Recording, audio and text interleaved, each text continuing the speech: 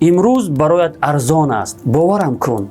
برایتان یک داستان کوتاه عبرت آموزی را نقل می کنم که خیلی تکان دهنده است.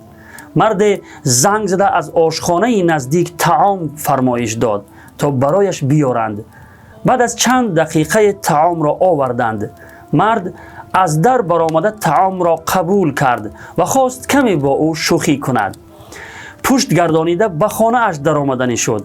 در این هنگام جوانی که طعام آورده بود برایش گفت: شما پول طعام را پرداخت نکرده اید، لطفاً حساب خود را پرداخت نمایید. مرد در جواب به طور شوخی گفت: حساب شما در روز حساب است. جوان با یک شکست حالی گفت: آن روز برایت گران می افتد، امروز برایت ارزان است، باورم کن.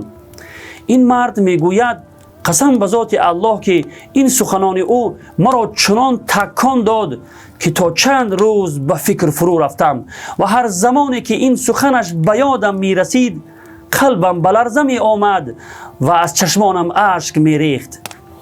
بله برادران و خواهران عزیز، امروز برایتان ارزان است. در همین دنیا حسابات خود را پرداخت نمایید.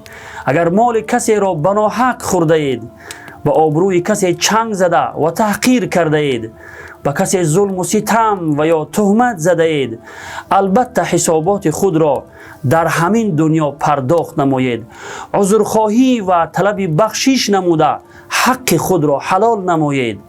امروز برایتان ارزان است، ورنه در قیامت برایتان خیلی گران می افتد.